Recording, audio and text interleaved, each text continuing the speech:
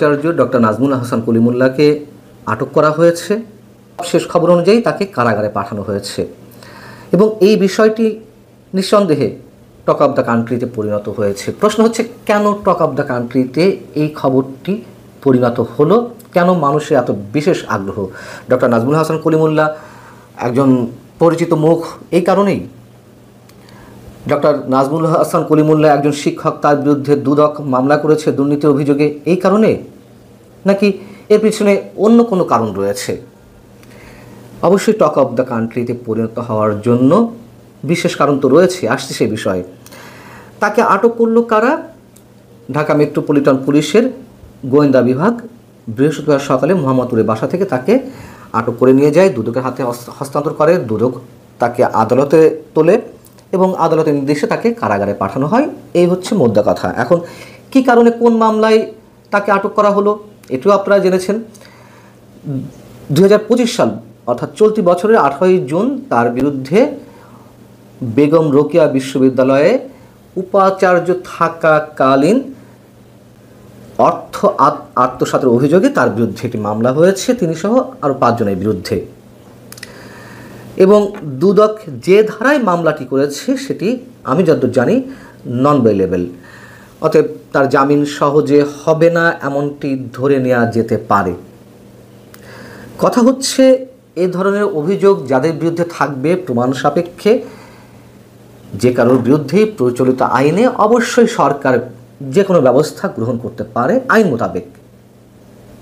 কিন্তু বাস্তবতা হচ্ছে, মানুষের মধ্যে এমন একটা ধারণা বদ্ধমূল হয়েছে যে অন্তর্বর্তী সরকারের বিরুদ্ধে যারা কথা বলছেন, অন্তর্বর্তী সরকারের বিভিন্ন বিতর্কিত কর্মকাণ্ড কিংবা অপকর্মের বিরুদ্ধে যারা সোচ্চার, তাদের মধ্যে ডক্টর নাজমুল হাসান কলিমুল্লাহ একজন। এ কারণে তার বিরুদ্ধে তাকে নাজেহাল করার জন্য অথবা ষড়যন্ত্রমূলকভাবে মামলা করা হয়েছে, মুখ বন্ধ করার জন্য তার উপরে খড়গ নামানো হয়েছে। এটা পাবলিক পারসেপশন, এটা মানুষের মধ্যে প্রতিষ্ঠিত হয়েছে। কিন্তু অভিযুক্ত থাকতেই পারে। ডক্টর নাজমুল হাসান কলিমুল্লাহ নিশ্চয়ই ফেরেশতা না হয়, তিনি ফেরেশতা নন অথবা আমরাও ফেরেশতা নই, অভিযোগ উঠতেই পারে। কিন্তু মানুষের মধ্যে কেন এই ধারণাটি প্রতিষ্ঠিত হলো? কেন এই খবরটি টক অফ দ্য কান্ট্রিতে পরিণত হলো? বিষয়টি হচ্ছে যে তার বিরুদ্ধে মামলা হলো কবে? 18 জুন, বর্তমান সরকার ক্ষমতায় আসার প্রায় 9-10 মাস পরে। অভিযোগটি কবের? অভিযোগ আরও আগে, প্রায় 3-4 বছর আগে আওয়ামী লীগ সরকারের সময়। আওয়ামী লীগ সরকারের সময় এই একই বিশ্ববিদ্যালয়ের ক্ষেত্রে তার বিরুদ্ধে হয়তো আরও 2-1 মামলা হয়েছে, সেগুলো তিনি ফেস করেছিলেন। কিন্তু এই মামলাটি এতদিন পর এসে কেন হলো, প্রথম প্রশ্ন মানুষের। দ্বিতীয়ত হচ্ছে, যদি হবেই এই সরকারের সময়, তাহলে 9-10 মাস পর এসে কেন? ডক্টর নাজমুল হাসান কলিমুল্লাহ ক্রমাগতভাবে বর্তমান সরকারের বিরুদ্ধে কথা বলে যাচ্ছিলেন, এই কারণে সেটি একটি প্রশ্ন হয়ে দাঁড়িয়েছে। এবং আরও যে প্রশ্নগুলো দাঁড়াচ্ছে, দুদকের ক্ষমতা অসীম, যে আইন কানুন রয়েছে দুদকের ক্ষেত্রে আমরা যেটি জানি, কিন্তু সেই অসীম ক্ষমতা কি দুর্নীতি দমন কমিশন সবার বিরুদ্ধে সমান হারে করে? নিশ্চয়ই না। আবার কারো কারো বিরুদ্ধে মামলা করলেও তাদের অ্যাকশনটা কি সমান হয়? নিশ্চয়ই না। আমরা সবাই জানি দুর্নীতি দমন কমিশন, দুদক একটি রাজনৈতিক হাতিয়ারে পরিণত হয়েছে।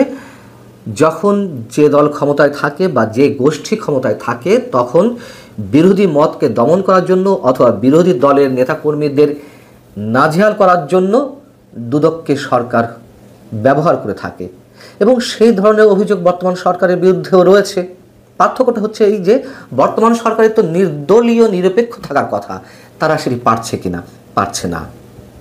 বর্তমান সরকার যে একটা রাজনৈতিক প্রতিপক্ষ হিসেবে কাজ করছে, সেটি তো ট্রান্সপারেন্সি ইন্টারন্যাশনাল বাংলাদেশ, টিআইবিও তাদের কথাবার্তা এরকমটা বলছে, অথবা ব্রিটিশ সাংবাদিক ডেভিড বার্গম্যান তিনিও তার বিভিন্ন লেখায় এই কথাটি তুলে ধরছেন। টিআইবি গত 4 আগস্ট বর্তমান সরকারের 1 বছর পূর্তি বা অভ্যুত্থানের 1 বছর পূর্তি হিসেবে যেই প্রতিবেদনটি আমাদের সামনে তুলে ধরল, তাতে কি বলা হয়েছে? তাতে বলা হয়েছে, অন্তর্বর্তী সরকারের সময় ভিন্ন প্রক্রিয়ায় ও ভিন্ন উপায়ে গণমাধ্যমের স্বাধীনতা খর্ব করা হচ্ছে বা হয়েছে। গণমাধ্যম কার্যালয়গুলোতে মব তৈরি করে আতঙ্ক সৃষ্টি করা হচ্ছে, সাংবাদিক, লেখক ও মানবাধিকার কর্মীদের উপর হয়রানি ঘটনা অব্যাহত রয়েছে, তাদের উপরে হামলা করা হচ্ছে। এসব কারণেই মানুষের মধ্যে ডক্টর নাজমুল হাসান কলিমুল্লাহকে আটকের বিষয় এবং তাকে কারাগারে পাঠানোর বিষয়ে এই ধারণাটাই মানুষের মধ্যে প্রতিষ্ঠিত হয়েছে যে রাজনৈতিক প্রতিহিংসা থেকে তার উপরে এই খড়গ নামানো হয়েছে। ডক্টর নাজমুল হাসান কলিমুল্লাহ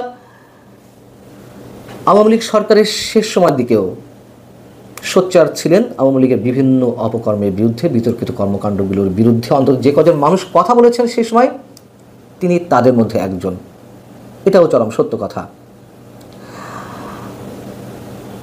এবং তখন আমরা হাতে গোনা কিছু মানুষ যখন কথা বলেছি, আমাদেরকে বিএনপি জামাতের দালাল হিসেবে ট্যাগ দেওয়া হয়েছিল।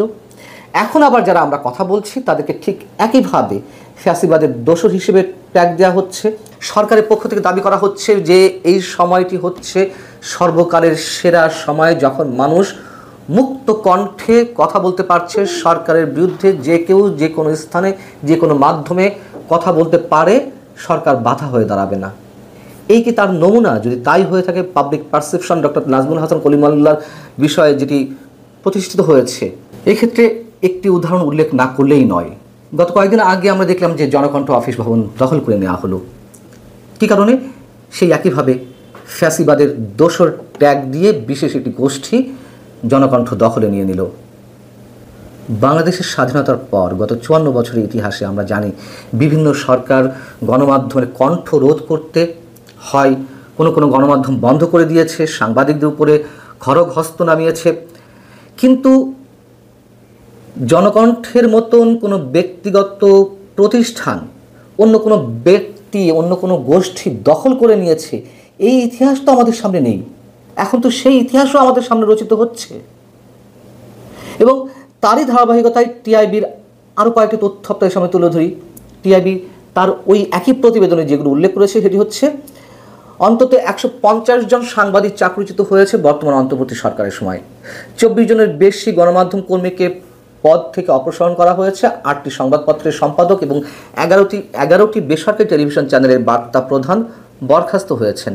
496 জন সাংবাদিক হয়রানির শিকার হয়েছেন এবং এর মধ্যে 266 জনকে জুলাই গণ অভ্যুত্থান সংক্রান্ত হত্যা মামলার আসামি করা হয়েছে। 3 জন সাংবাদিক দায়িত্ব পালনকালে নিহত হয়েছেন। সরকার 3 দফায় 167 জন সাংবাদিকের প্রেস অ্যাক্রিডিটেশন কার্ড বাতিল করেছে। এবং জনকণ্ঠের কথা যে উল্লেখ করলাম, সেই জনকণ্ঠ অফিস দখলমুক্ত করতে সরকার কোনো ধরনের পদক্ষেপ নিয়েছে? নেয়নি তো।